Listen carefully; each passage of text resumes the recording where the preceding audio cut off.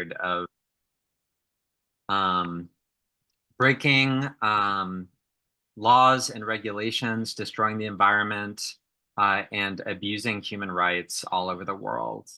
And just as a few examples of that, in Point Comfort, Texas, where Diane is calling in from, Formosa Plastics was subject to the largest citizen-brought Clean Water Act settlement in U.S. history, but continues to disregard a court-ordered zero discharge of plastic mandate, racking up over 600 violations and counting. In spite of not being able to operate its existing facilities within the law, Formosa Plastics plans to expand the facility. And Diane's going to tell us a bit more about that fight. In St. James Parish, Louisiana, activists are opposing Formosa's 2,400-acre, $12 billion petrochemical complex, the so-called Sunshine Project, slated to be built in Cancer Alley, an area already inundated with over 200 industrial facilities and home to cancer rates in the top 5% of the US.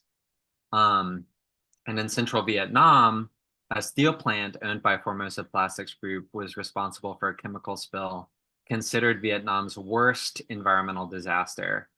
After fishing grounds were destroyed, the victims whose livelihoods were ruined have yet to see compensation. And over 20 activists remain in prison for speaking out for this cause. And we're going to hear from Ms. Nancy here on the call about the fight for justice for Formosa victims in Vietnam. So that's a bit about the company that we're fighting against, but I wanted to share a bit about our movement as well for people who are a little newer to this fight, and tell you about the International Monitor Formosa Plastics Alliance, which is a unique coalition consisting of 3 separate organizations fighting against Formosa Plastics in the 3 locations that I just talked about. So we have Justice for Formosa Victims in Vietnam, Rise St. James in Louisiana, and San Antonio Bay Estuarine Waterkeeper in Texas. And these are 3 groups and 3 environmental justice leaders, including Diane and Nancy here on the call, and Ms. Sharon Levine, an incredible environmental justice leader with Rise St. James, who wasn't able to join us today because she's in New York City as a part of Climate Week, actually being honored with the Time 100 Award. So sad that Ms. Sharon couldn't be here today, but she's here in spirit and is very eager to have all of y'all join the movement. And thank you, Alex, for dropping that story in the chat. So coming together to combat this multinational corporation, Formosa Plastics Group, our alliance represents a very powerful force united in the pursuit of environmental protection, justice, and community empowerment. And just to tell you a bit about the story of how it came together, in March 2019, Nancy here on the call organized the coalition of Vietnamese Americans to journey to Point Comfort, Texas, to support Diane Wilson in her Citizen Clean Water Act lawsuit against Formosa for long-standing plastic discharge into Matagorda Bay. And Sharon Levine, who leads the opposition against Formosa Plastics in Louisiana, showed up in support as well. And so that's where the alliance was born. And these 3 women and the larger coalition have been fighting together ever since.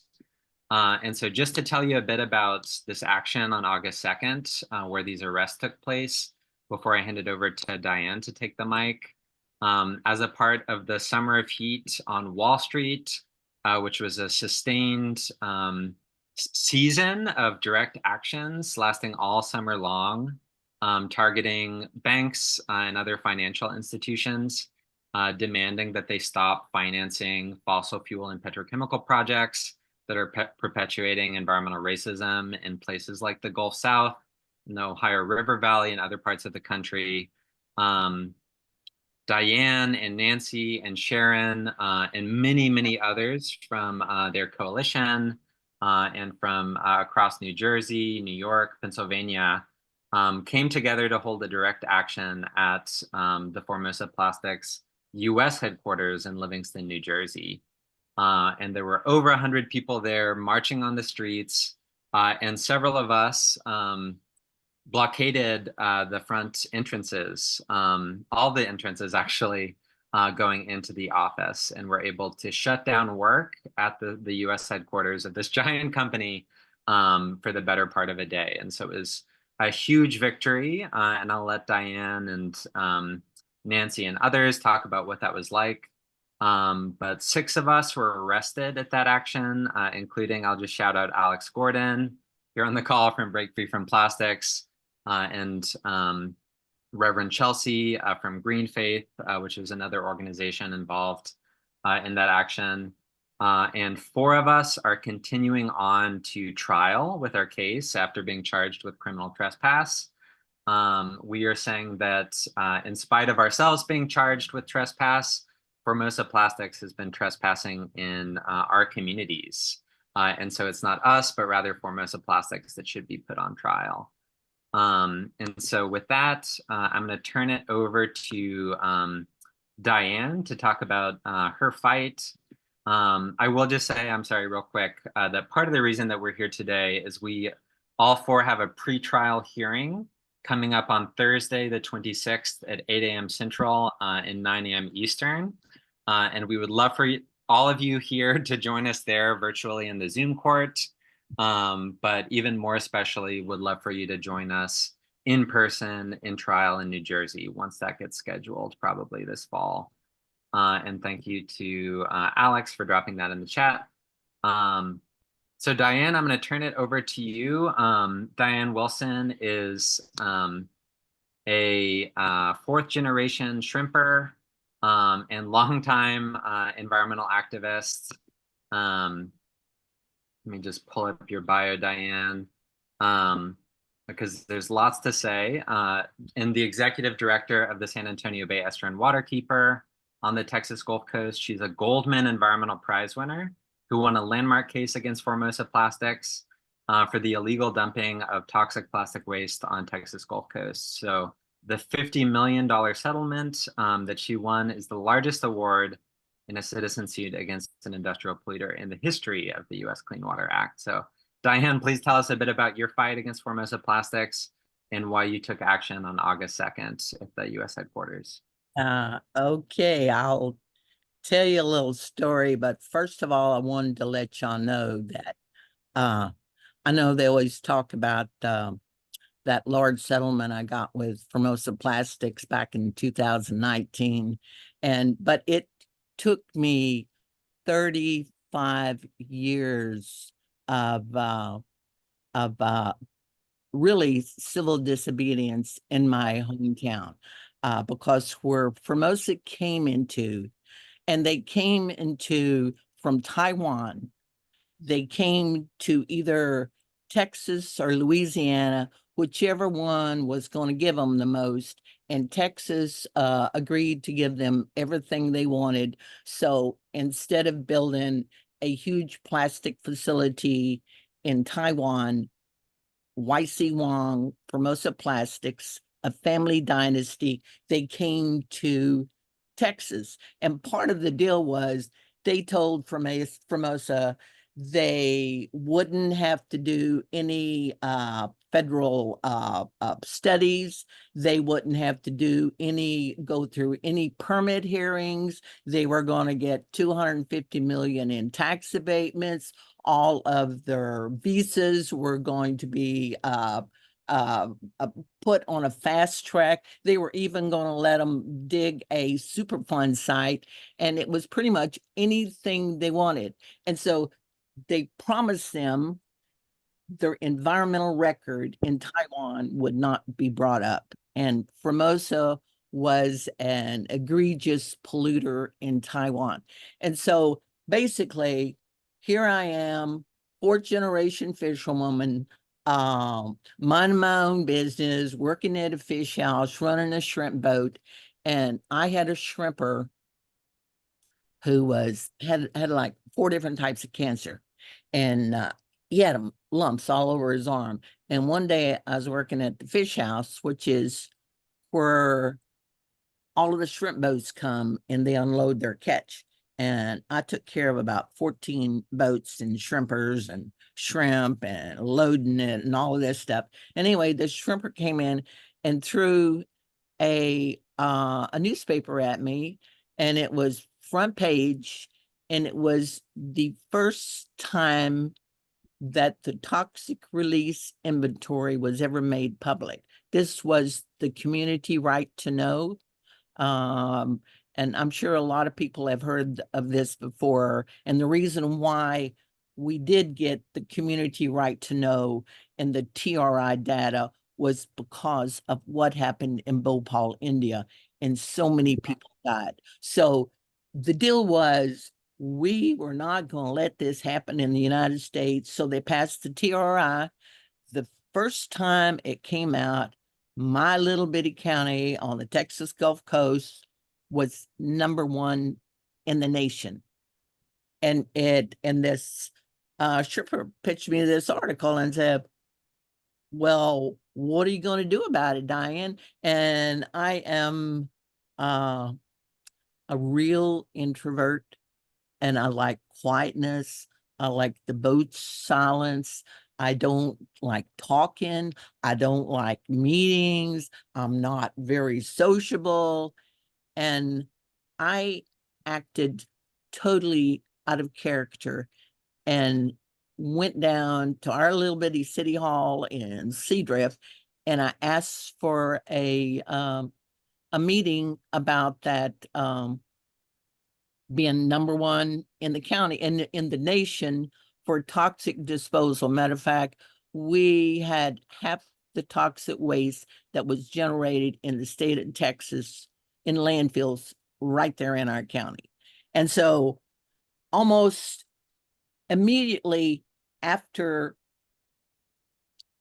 just simply requesting for a meeting, within a day, I had the bank president down at the fish house, and the bank presidents never go down to the fish house. And there he was, and he came out on the docks and he said, Diane, are you fixing to start a vigilante group to roast industry alive? And it's like, I knew nothing about industry. I didn't know about permits. I didn't know where they were located. I didn't know what they made. I knew zero.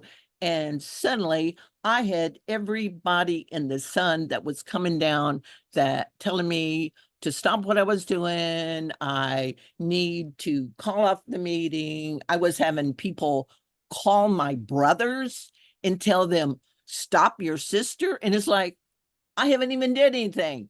And so basically what was going on is, not only were we #1 in the nation for toxic disposal, but it just so happened that was almost the very month Formosa Plastics was going to do the biggest chemical expansion Texas ever had, the biggest in the United States in 10 years, and no questions, no permit hearings. Nobody was going to talk about their violations in Taiwan. And here I came up with this meeting, and people were wondered who in the Sam Hill I was and what was I doing asking for a hearing. And so basically, believe it or not, my venture into the environmental activism was like a snowball rolling to hell. It started in 1989 when I was 40 years old, and it hasn't stopped since day one. And here I am, 75 years old. I have been 35 years, and I'm still fighting these chemical companies. And mainly, you know, I'm a high school graduate. That's it. I am not a scientist. I don't have any kind of degree. I got 5 kids. I was a 4th generation fisherwoman. And the only thing I knew was the bay and the fish houses and the boats and fishermen. That's all I knew. But the thing of it was, is I had a real passion for that bay. And when I found out about Formosa and found out the record, I was like, they are not going to destroy the bay. They are not going to do it. And it was like, I think a lot of times I was fortunate that I wasn't too educated because I didn't know what I was going up against and saying they were going to stop. Because I know since the state of Texas had pretty much told them, you can do anything you want. You can get anything you want. We're going to give you all these tax abatements. And they were literally hiring the mayors of the county. They were hiring the senators. They were hiring anyone with any type of position of authority. Formosa was hiring them to be contractors with them. And it was a payoff. And so basically, Formosa was going to get every single thing. And I remember one time, uh, you know, I worked inside the box. In the beginning, I knew nothing. So I tried to do a petition. I tried to do a permit hearing request. I tried to write letters. I tried to have meetings. And I had more industry and chamber of commerce in my meetings harassing me than citizens. And pretty much it eventually got to the point. I remember a real savvy activist out of Houston told me, he said, Diane, he said, you're at the end of the parade. It's a sweetheart deal. They're going to get what they're going to get. And he said, just pat yourself on the shoulder, say you did a good job, but this is it. Just know this is it. And I said, they're not going to get that bay. And he's like, he said, there's nothing you can do to stop it. And I mean, literally off the top of my head, I said, I'm going to do a hunger strike. And Mm, he got the biggest kick out of that. He said, nobody does hunger strikes in Texas. He said, they may be in California, but he said, they pay no attention to that down here. And I said, I don't care. I'm going to do a hunger strike. And so without knowing the first thing about hunger strikes, and this was before you had cell phones, so I didn't even have a cell phone. I decided all you needed to do was go without food. But I knew enough about my own self to know if I slept on that idea, if I gave it a great deal of thought, the next morning I was going to wake up and say, thank God I didn't do that hunger strike. So I knew I had to act on that deep conviction. And so I found a reporter. I called her up and I said, I'm doing a hunger strike. And she said, when? And I said, right now. And I did. I got on a shrimp boat in Matagorda Bay and climbed on that boat and determined I was not going to get off of that hunger strike until I forced Formosa to do everybody knows a complete environmental impact study. In right. that, delay it would bring in agencies, it would bring in public opinion, because up to this point they didn't have to do nothing. And I remember when I was on that hunger strike and I was sitting in the middle of the bay, and the only people that knew I was on hunger strike was Formosa. And Yeah. they And would Diane, I morning. hate to cut you off. We might need to start wrapping up, but I know it's a long story to tell. Yeah, yeah. Okay. Well, basically, in 2 weeks of a hunger strike, I got exactly what I wanted. So the bottom line is for 35 years, I have been doing civil disobedient, and I have been working with the fishermen, and I have been working with the workers inside the plant who have become allies. So that's where I get my support, and that was where I was getting my information. That's Yeah. it. Thank you so much, Diane. There's no more unpleasant job than cutting you off from your incredible legendary struggle against Formosa. And I Uh-uh. really encourage people to read one of Diane Wilson's many books because she's not just an environmental activist, but a prolific author. So I'll drop that in the chat as well.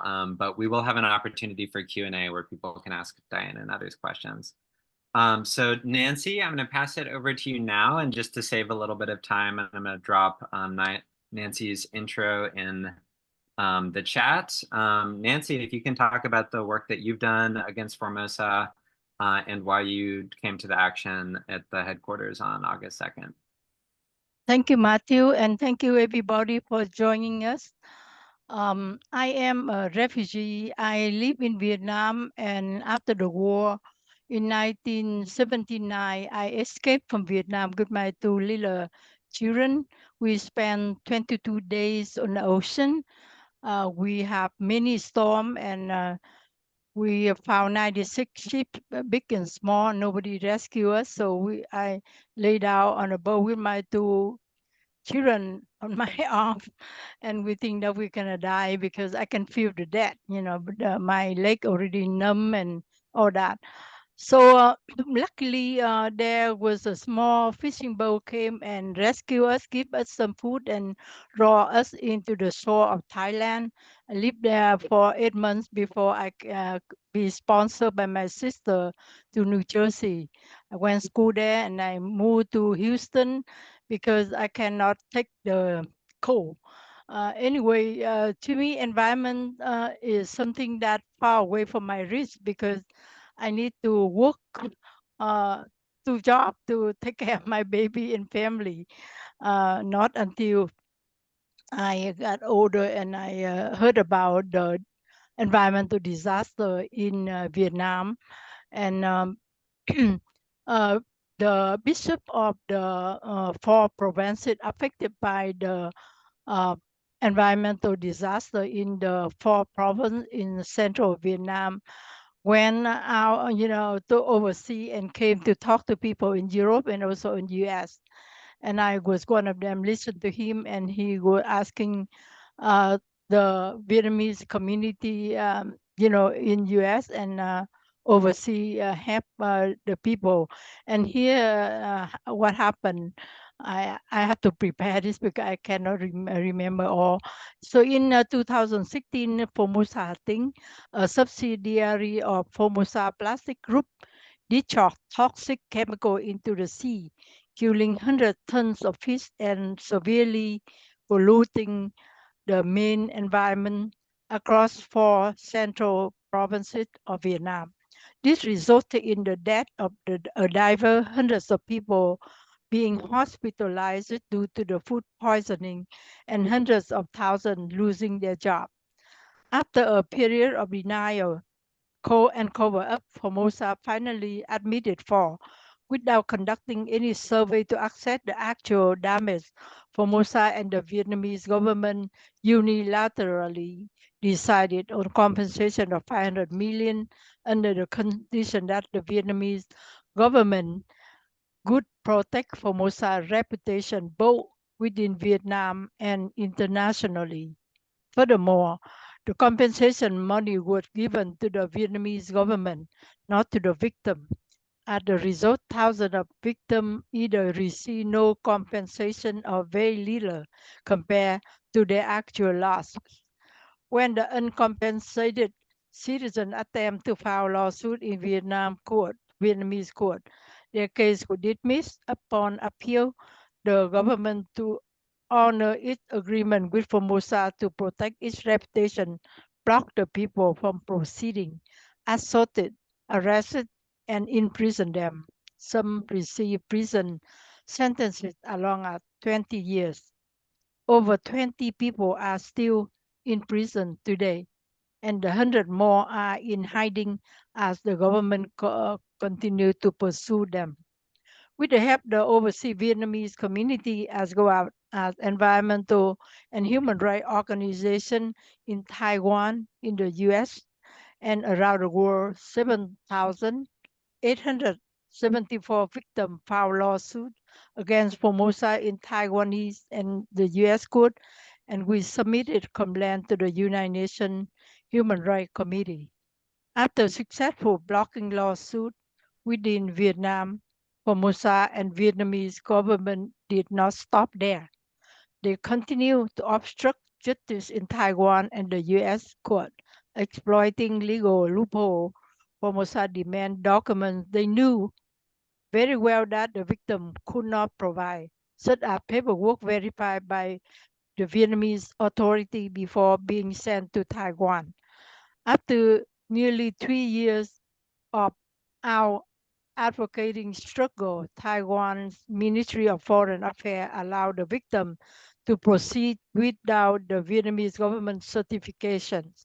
However, the documents still need to be notarized by the Taipei Economic and Culture Office in Hanoi. Once again, the Vietnamese government tried to block this by summoning and threatening the victim, and though assisting them, warning that they would be arrested and prosecuted. The police even issued multi-public announcement accusing those fighting for victims in Vietnam or abroad, like myself and my organization, of being fraudulent organization attempting to swindle the public. And they even have a cyber attack on me. They call me a scammer, prostitute, and all those. They try to denounce me. But I work with the victim. Especially, I have to talk with the children. They ask me where their parents. Their parents either have to be in hiding or in prison. They ask me when they can come back. So all those children keep me move on. So in summary, Formosa and the Vietnamese government have done everything possible to obstruct lawsuit outside of Vietnam after using force to suppress the victim case within the country. Justice for Formosa victim, along with Diane Wilson from San Antonio Waterkeeper and Sharon Lavine from Rice St. James, went to Taipei and spoke to Chairman Jason Lin at the Formosa Plastic Group shareholder meeting in June 2023. We, the chairman promised to talk with us, but that promise never materialized. Last fall, Diane Wilson held a 30-day hunger strike in front of Formosa Plastic Factory in Point Comfort, followed by 75 days came out with other member of Justice for Formosa victim, San Antonio Waterkeeper, Rice St. James, and other people from communities at the same location to request again with meeting with Chairman Lin, but the request was rejected on the ground that a lawsuit had been filed, leaving nothing to discuss.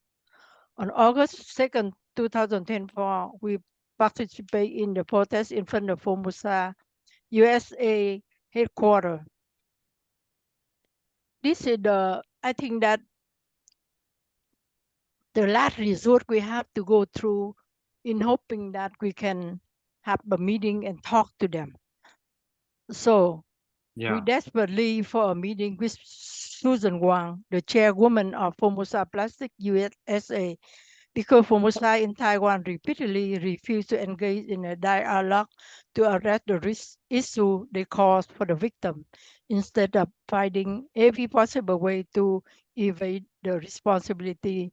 And you may ask me how in the world Formosa Plastic USA in Livingston, New Jersey have anything to do with the Vietnam incident.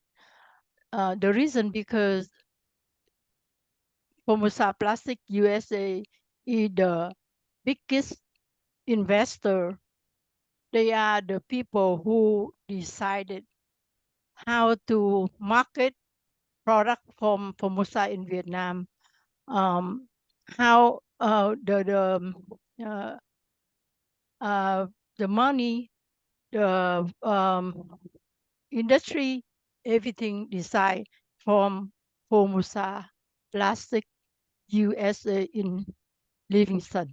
That's why their responsibility great. And then we try, right now, we're trying to bring them to the court in the US, and we're actively looking for a law firm. Right now, we have a law firm from And Nancy, you yeah. can start to wrap up when you're able. Just so Okay. save some I time. wrap up now. Thank you, Matthew, for reminding me. Yeah, and Nancy, thank you for your years of struggle in this movement. Nancy is another giant in the struggle for environmental justice for Formosa plastic. So please show some love on the chat. And again, we'll save some time for Q&A so y'all can ask questions of Nancy as well. And that was a great segue, Nancy. Just, how does this fight connect to New Jersey? And so on that note, I'm going to pass it over to Paula.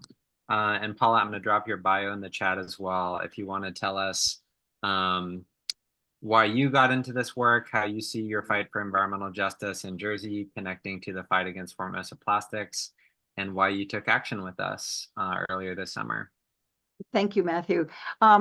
It's so exciting to be with all of you. This is certainly a global fight against fossil fuels and against the use of plastics. And I'm so honored to be part of it. And I want to thank my friends from all over New Jersey. I see your names, and I thank you for the people from all over the country for being part of this briefing. And we do hope you'll come on Thursday to the virtual court.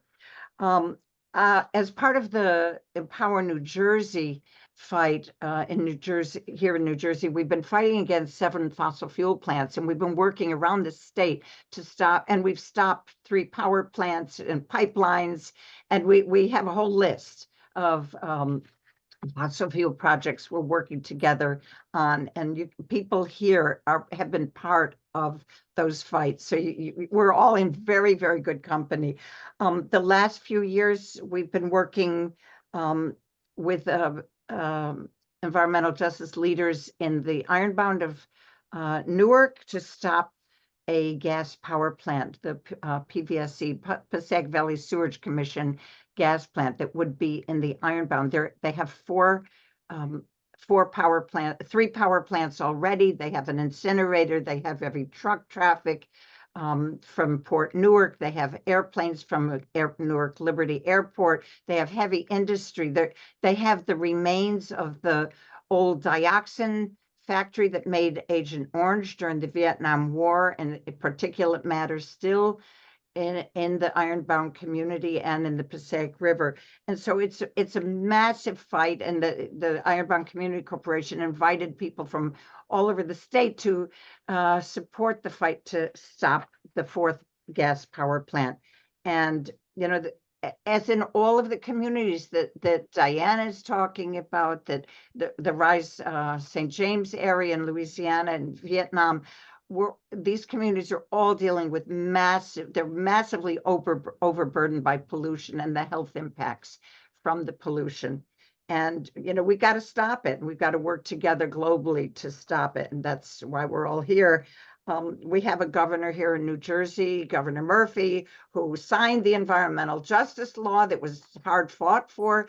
And yet we're fighting day in and day out to get him. He could stop these gas plants, these power plants, these pipelines. He could do it in a split second, but he doesn't. And so we fight and we rally, and we have been marching and going to hearings, and it's an ongoing fight to try to stop the PVSC gas plant. I'm currently, actually, Sam DeFalco, who's the North Jersey organizer of Food and Water Watch, of which I'm a member, Sam said, "Oh, there's going to be an action at Livingston, at the Formosa headquarters. Would you like to do it?" Now, I was a teacher for 44 years, and I've transitioned to full-time activism, which is quite exciting. And so would you like to help at the action in Livingston? Because Diane and others really, really wanted to call attention to this company. And how many of you knew about Formosa Plastics? Ever heard of it? Yeah, well, we don't know about it. It's in New Jersey, but it's just the headquarters, and we don't know anything. But it was so important to Diane and others in this fight to raise the attention, that this evil company with over 600 violations, is right here and based here in New Jersey. And, one thing that gets me furious is that the money that Diane didn't win the money for herself. The money is in a trust fund that goes to there's environmental and other groups to, carry on the fight. But they're also, the company was supposed to stop polluting. They were supposed to follow the law. They were stop, destroying the land and the water and the air. And so there are now over, what is it, Diane, over 600 violations. And all they do is they pay the damn fine, but they pay the damn fine and go on polluting, and they pay the damn fine again and go on polluting. So this is wrong. It's got to stop. And I am really, really happy to be part of this fight. And, if we have to go to jail, we'll go to jail, whatever we have to do. But I know there are a lot of people here on this call and throughout New Jersey and around the world who will be supportive in this fight. And so, yeah, thank you. Thank you, Paula. Yes, please show Paula some love in the chat. Paula serenaded us, me and Alex Gordon. Oh, yeah, we were singing in jail, in the court, in the so Paula's also an incredible singer, but thank you for joining us in Livingston and in this fight. So next, folks, I'm going to pass it over to Robin Schneider, who was actually raised in New Jersey, but now working with Texas Campaign for the Environment. Please read about her bio in the chat. Robin, I'm going to ask you to share a little bit about where we're at now following this action, what's happening with our cases, and what's the call to action for folks here. Sure. Well, it's nice to be back home in New Jersey virtually. Matt Smith and I actually went to the same elementary school in Wyckoff, New Jersey, many years apart. What is going to happen this Thursday, it's a pre-trial hearing, and the judge, his name is William Williams, is going to decide whether or not he will allow us to have experts submit testimony about the problems of plastic pollution, which includes plastic waste, plastic at the production end, at the end of life, the climate impacts, the impacts on public health and the environment.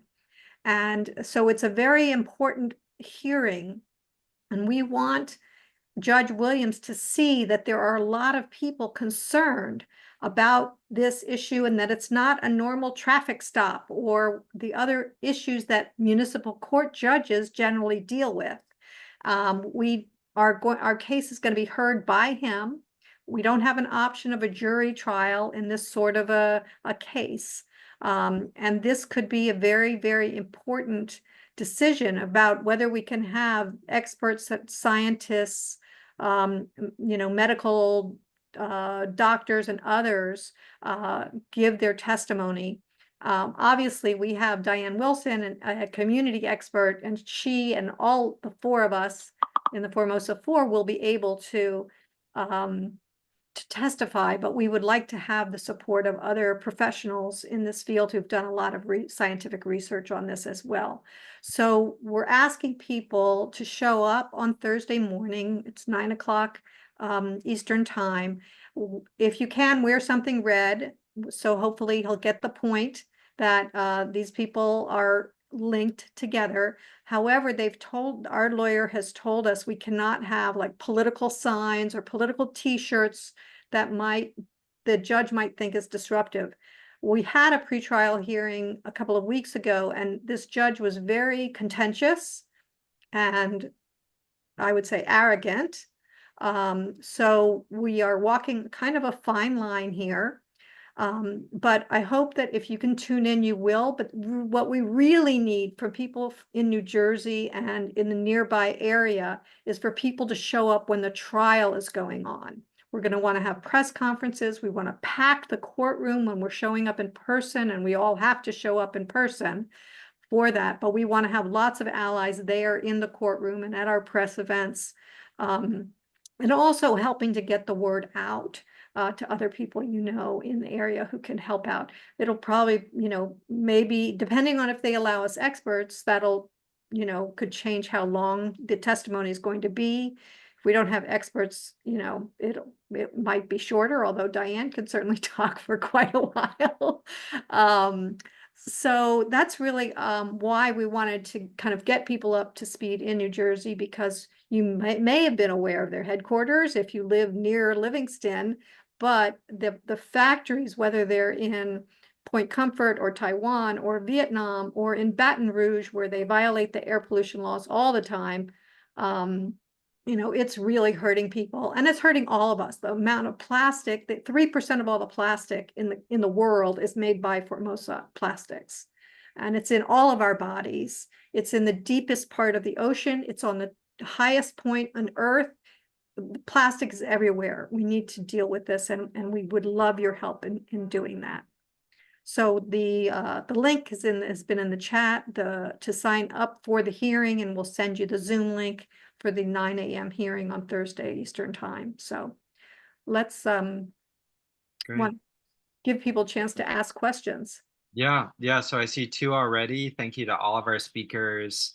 If people want to show some love for Robin in the chat, if you're planning to join us at the trial in New Jersey, please drop that in the chat as well. The first one is more practical, so I'll start with that. Shoshana is asking, how long will the pretrial hearing be? Will it start on time? Robin, do you want to take that one? Sure.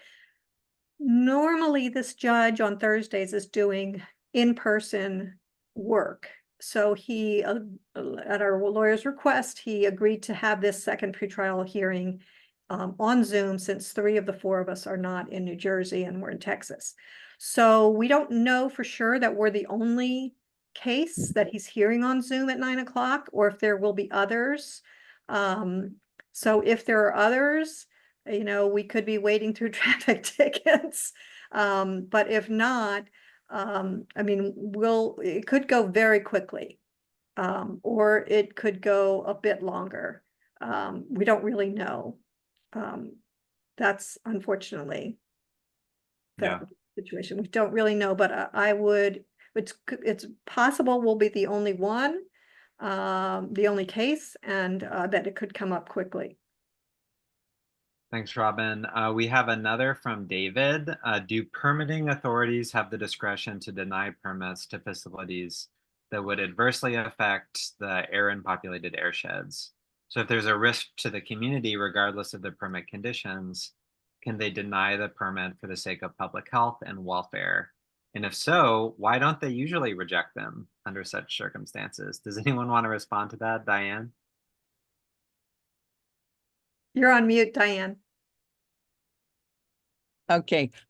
First of all, I want to say that even one of my earlier lawyers that eventually went over to my Formosa, but in the beginning, it's like the permanent agencies are in Texas to give the permits, and generally they will get their permits no matter what, and even to bring up their environmental record is a very difficult feat. And also when I went to trial with Formosa on a clean water suit, the reason why I could do a citizen suit was because the EPA nor the state environmental agency had ever penalized them for any plastic violations. There was not one violation, and Formosa had never reported one. So in the clean water suit, if the feds and if the state don't do anything, a citizen can. So I filed a citizen suit. We found our own evidence. And matter of fact, when the judge ruled, what he said with the state was, he said either the state of Texas didn't know how to enforce Formosa or they weren't willing to.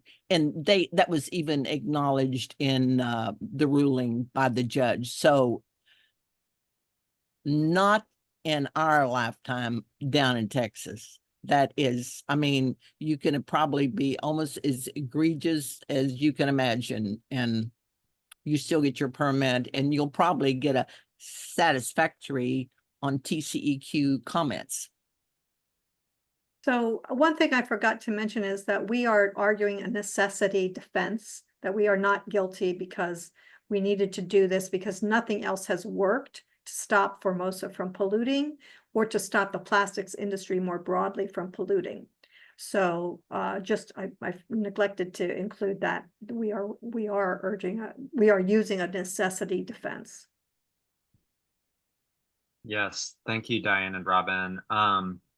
So I see a question from the chat about the immediate goal of the trial. Is it to get your trespassing dismissed? Does anyone want to speak to that question about the goals for the trial? I think there were a number of goals. There were a number of goals, and I do know,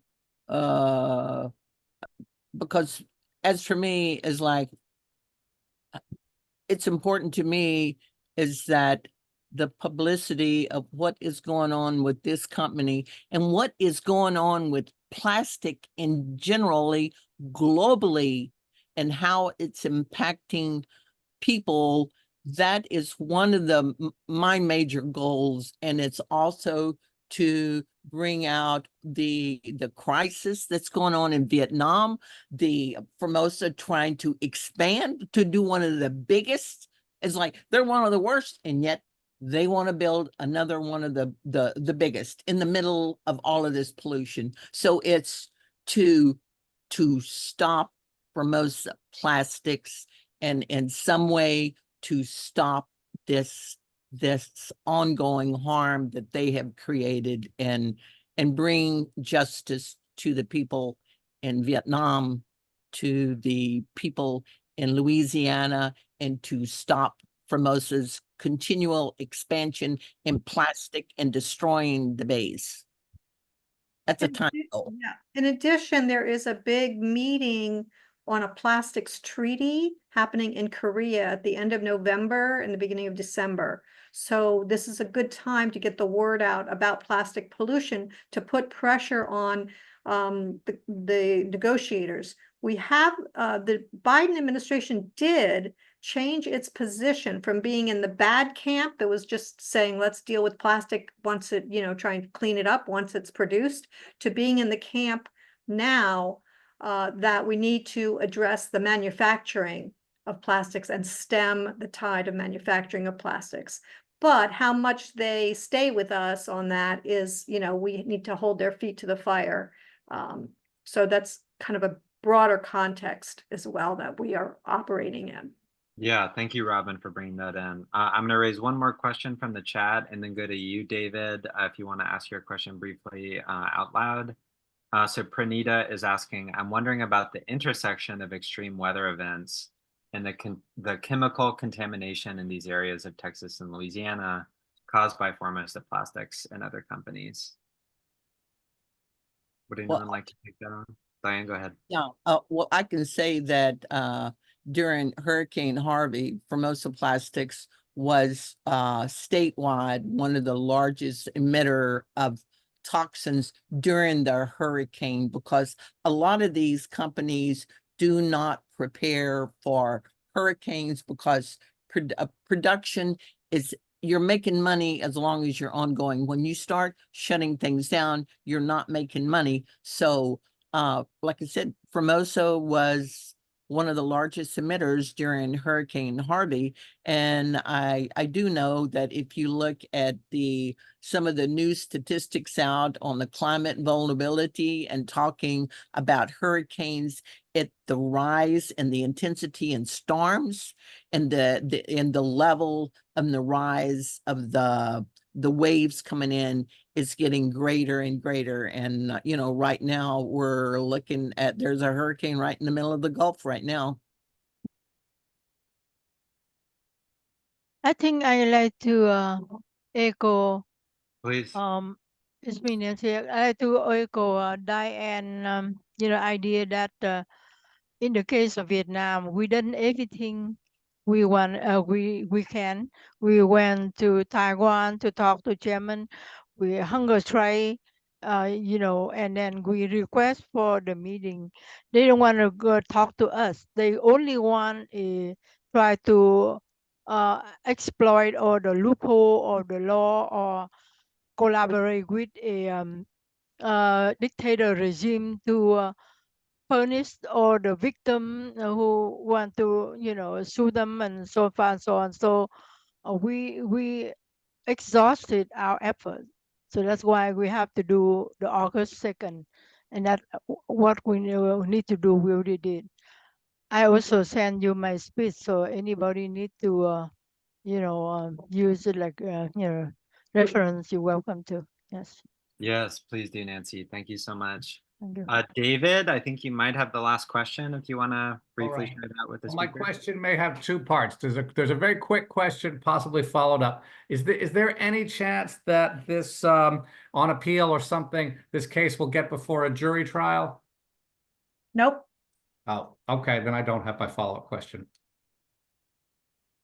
Thank you, David. Yeah, this will be a bench trial, so we don't have the opportunity to come before a jury. So I think we have one more question from That's Pranita. even on appeal, there's no way to get to a jury? Okay. Yeah, so on David, in the event of an appeal, the different levels of court will just review evidence that's already been shared, so we won't have the opportunity to have another trial. But thank you Okay. for that question. So last question from Pranita. How can we follow what's going on in these frontline communities in the Gulf South who are suffering the effects of plastic pollution? I follow Rise St. James on social media, but are there any other ways to stay involved? And then this is Wilma, can I say something at the end, please? Sure. Yeah, we can have a minute for that as well. Yeah, Robin, Diane, Nancy, what are some good ways to stay involved with what's going on in the Gulf South? Well, I know we got a website, and like I said, we have had when we fought from Formosa on their plastic, and this is pre-production plastic, so it's the pellets and the powder that's going on into the bay. So anyone interested in plastic, we have got hundreds of documents and testimony from workers inside the plant. And we have photographs of what plastic and powder looks like in the bay, and what it looks like in the vegetation, and what it looks like when you're trying to clean it up, So you can go to San Antonio Bay waterkeeper.org, and there's oodles of information. Yeah, that's a great place to start. Thank you so much, Diane. Wilma will be closing out soon, but so glad that you could join us. And yeah, feel free to say a few words. So I got the email that was screaming at me and saying, help, help, help for y'all four. So I have been working night and day on putting all the data together. Many years ago, Diane and I tried to get some of the workers by her facility to give blood to do vinyl chloride, and we never could get that because vinyl chloride is a known human cancer-causing agent, and it's released in huge quantities from the plastics manufacturing of it. Absolutely. And then when the facility proposed in St. James, I asked Mary Leor, who's head of lean, do you want to work on it? And she said no. That was the last time I asked her about any site, and I just went ahead and did it. But anyway, then I was chair of the board of Earthworks, and one of the Earthworks said, you have to do this. You have to help them, make them understand how they can participate and what data you need. And then the night of the hearing, they had hired a number of people from Tulane Environmental Law Clinic by one of the national environmental groups. And when I got to the hearing, I did workshops with the community constantly. I get to hearing, she goes like, oh, I'm so nervous. And believe me, I could have strangled her. she was getting paid to do this, and she was telling me she's nervous, and she's the one that's supposed to be defending the community in all of this. But Right. as you know, we're still in court over that one. They haven't been able to start construction on the one in St. James. So, and then I did review a lot of the data in Vietnam, and some of them came over and visited, and I took them to see it. Wilma is going to come and visit you. Right, right. So I am now working night and day to hopefully get the right data in the files for the 4 of you. So when we ever go to real trial, Thank we'll you. have it Thank you. all. And Diane, thank you for sending me that section of data. Oh, you bet. I've got piles of it. Yeah, I know that. I was do afraid too. of- And they break in my office all the time. So I'm having to take all of it home every night and all of it back every day. But we're Let me- getting there. We're getting there. We're getting Yeah. Let me tell all of you that when I came to Wilma office, I cannot walk through her office because of stack of document. It's up to the roof. I still Right. she put some on up the roof. I mean, Right. she had document, whatever, whoever need anything, she had it.